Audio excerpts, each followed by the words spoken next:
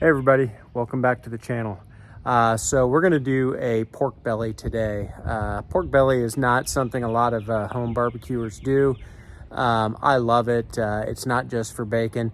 And we're going to do it a little differently today. We're going to do it on the SNS Kettle. It's a reasonably nice day here in BuQeye barbecue land.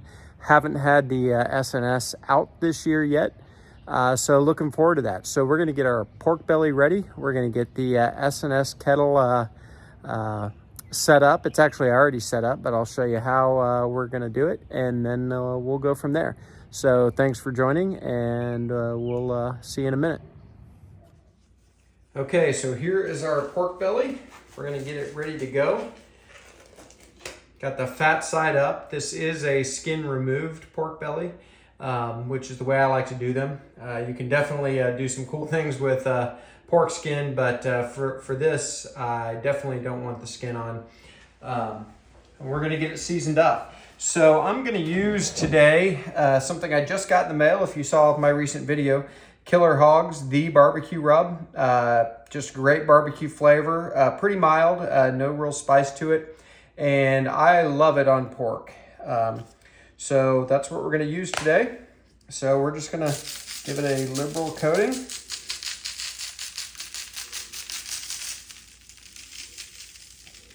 This is a reasonably thick cut of meat. This is maybe 3 pounds. I actually didn't look. It really doesn't matter to me. And so we're gonna do the fat side. And when I smoke this, I'm actually going to do the fat side down to start with. And I will end up turning it, but I wanna get the way the SNS kettle will be set up. The smoke will be going across the top, and I want to really get that meat in the smoke. So that's the way we're going to do it.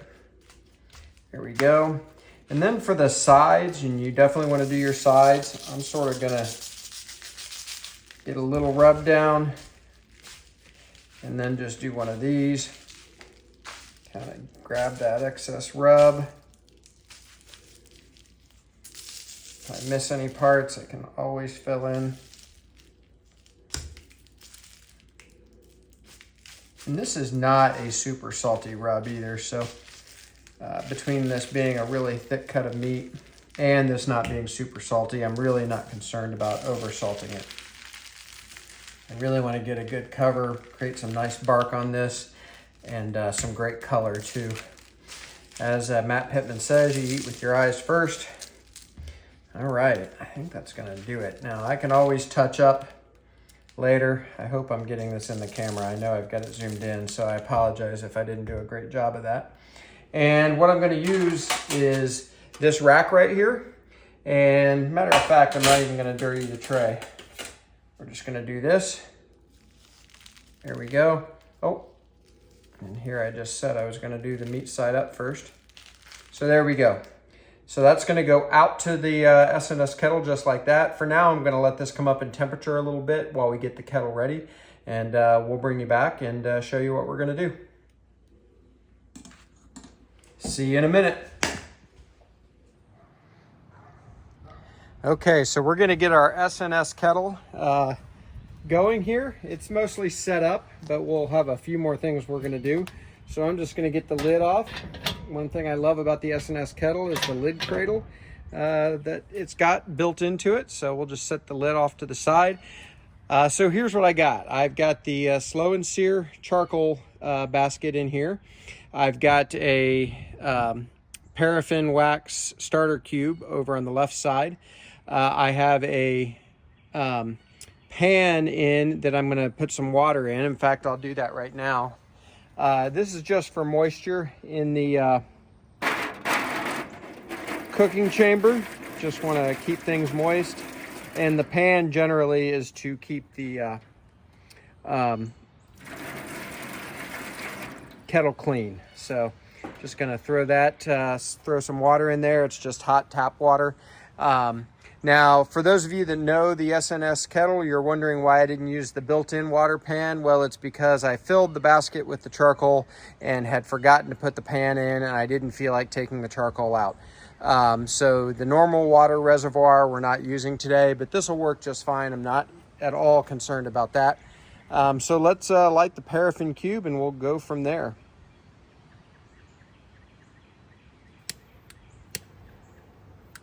Here we go. Just takes a quick flame there. And then I'm going to take a couple of these charcoal briquettes and get them over here near that cube. There we go. So what this is going to do, it's going to light the charcoal briquettes on this side, and then that flame will slowly move across through the cooking process.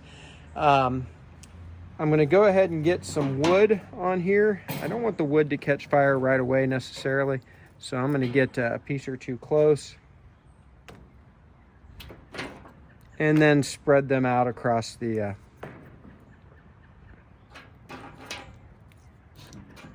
there we go.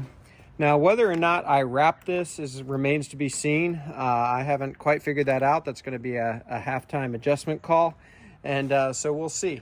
But for now, I'm going to let this flame catch, and I have left all of the vents open for now while this catches, and I am going to go ahead and close the lid and get the top vent open, and then we'll bring you back and we'll get this pork belly going. I got to get my ThermoWorks probe ready to go too, so we'll bring you back. Okay, so we're going to get our ThermoWorks set up, at least part of it. Of course, one probe will go into the pork belly. All right. Flame is going. We're still not there yet, but let me get the probe dongle through there. I can't find one of the stands to put the ambient probe through to hold it, so I just used some foil, wrapped it around there. That'll work fine.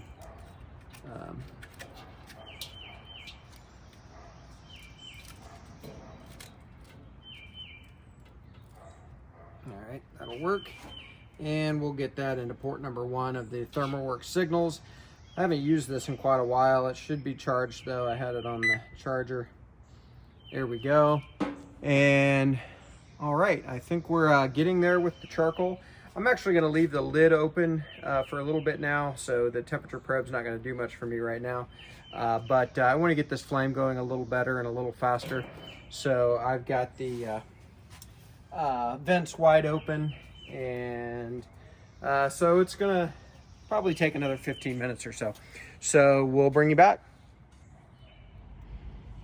Okay, so we're definitely catching on here. I'm going to get this lid closed, and we're going to start to let our cooker come to temperature, which is going to be 250 to 275 is what I'm hoping for today. And so there we go. I'm going to close down the lower vents, the main vents of the SNS kettle. It's got a nice marking on the handle to show you. And I'm going to open the what they call the smoke port. I've done a tour of this kettle, so I'm not going to move the camera, but there's a small hole that you can use for lower temperatures and smoking.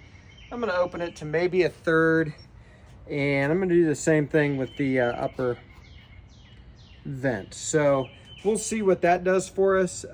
Temperature is climbing since I put the lid on fairly quickly, so I'm going to monitor this and see where it settles in at. I may need to open up a little more or even close down a little more. So we'll let it go from there. In the meantime, I'm going to get the pork belly ready. I'm going to cook it straight on that cooling rack that I had inside. It'll be easier to take off and put back on. If I decide to wrap it, I may or may not use it at that point. We'll see. And it'll also keep it clean. This kettle is pretty clean, the grate is, but this will keep it even cleaner just in case there's a spot that needs better cleaned. So that's all for now. We'll bring you back in a minute, and we're going to get this pork belly going. Okay, the ambient temperature is about 225. It's going to climb a little more, and I want it to cook a little warmer in here. So we're going to get this going. So here's the pork belly. It's glistening, kind of been in this meat sweat stage, which I love. And so we're just gonna sit this down right there over the water pan. And there we go, get it stabilized. And I've got my probe here for the meat. And let's try to get this right in the center of the thickest part of this. Here we go. And we'll get it plugged in. It really looks good.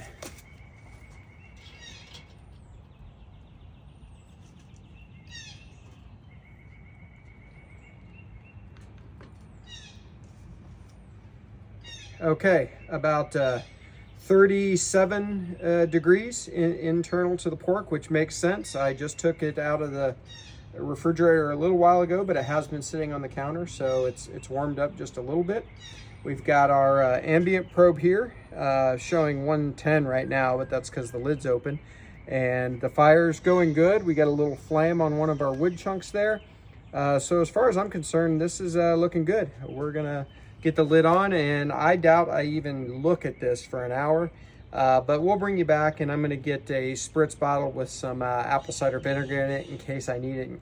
I don't think this is gonna dry out much. This thing is probably 50-50 fat versus meat, as Emerald says, pork fat rules or whatever. So we'll get the lid on and we'll bring you back. See you in a few. Okay, so this has been on the SNS kettle for 2 hours and 15 minutes. I have not touched this lid. We're rocking around 250, a little more than 250 in the probe, which I trust on the SNS grill, a little less than 250 on the ThermalWorks. And that's just the difference in levels of where the temperature is being taken. I think we're pretty accurate on both. I'm gonna take a look at this now. Internal temperature, we're at 132, so we still got a ways to go. So let's see where we are. And I'm gonna do this quickly because with things like kettle grills like this and or barrel smokers, when you let that air in, it can really flare up and heat up quickly. So I'm gonna be very, very quick here. Ooh, that's looking pretty. Okay, I still got some water in the bottom of the pan. I am gonna get a spritz bottle and spritz this. It doesn't feel dry, but it's looking like it could be a little bit dry, and I don't want that, so we're definitely gonna get it spritzed. So I'll do that. I probably won't do that on camera, and we'll bring you back in a little while. At this point, I don't think I'm wrapping this, but we'll see. See you soon.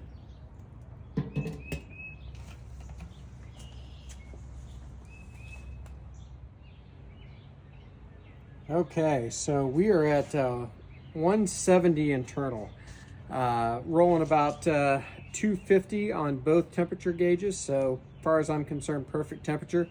I'm gonna open this up, probably will spritz this, and we'll decide if we're gonna wrap. I'm leaning towards not, but let's see. Ooh, that's pretty. You know, I was prepared to have to turn this, but I think I'm not going to. I think it's fine. It's not super dark on the side facing the fire. It's about the same on the other side, to be honest. So there we go. All right, we're gonna get this covered back up again, and we'll bring you back. Hey, so this, how long's it been here? Just under 6 hours for this pork butt. It is at 196, and I want to pull it off between 195 and 200 because I really want this to be able to be sliced. There are a lot of different things you can do with this pork butt, this pork belly. And you could certainly let it go into the 200s. These are hard to hurt. But I want it to be able to be sliced, so it needs to be a little less done than somewhere in the 200s, and it will carry over, especially this thick thing. So let's take a look at it. We'll see what it looks like. Maybe I'll try to zoom in with the camera, but I am going to be pulling this off here in the next few minutes. It's really pretty. It got a little dark, but not problem dark. It's just I decided not to wrap it, and I've been doing a lot less wrapping lately of different things, especially pork and pork butts. So I hope you can see that. It's really pretty. The cooker did great, and I expect nothing less from the SNS kettle. So what I'm gonna do is get stuff together inside, get the camera set up in there, and then I'm gonna come out and pull this off and get it inside. And I'm just gonna foil tent it, so not wrap it tightly, just put a piece of foil over it and slowly let it come down in temperature. When it hits somewhere in the neighborhood of 140, 140 to 150, we'll slice into this and see how we did. Okay, this pork belly could actually cool a little bit more, probably another 10 or 15 degrees, but I'm in a hurry to get this show on the road, so we're gonna go ahead and slice into it. Now, I took this off. This could have certainly gone another 10 or 15 degrees in the smoker, but I wanted to be able to slice it, so I didn't take it up above 200. It probably came off about 197 in the thickest part here. So we're just gonna start by slicing into the end, and the knife is going through it like butter. Boy, look at that. It's pretty. So there's so many different things you could do with this. You could leave it whole and throw it in a food saver bag and freeze it. Use your sous vide to heat it up later. You could cut chunks, toss it in some barbecue sauce, put it in a foil pan and back on the smoker. Make some pork belly burnt ends. I'm actually gonna try one of these. Boy, that looks really, really good. Oh, my goodness. Aiden, go back upstairs. Hey, Aiden. Yeah. You wanna try this? Yeah. There you go. Now skedaddle. All right. Pretty good? Mm-hmm. That's Good. really good. So you could make sandwiches out of this. So just cut slices and make a pork belly BLT. So a belly, lettuce, and tomato. Look at that. It's almost like a brisket. I'm going to try a piece of this too. Guess I won't try this on camera.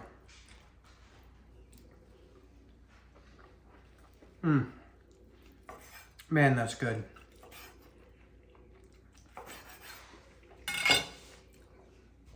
You could add a little barbecue sauce to it.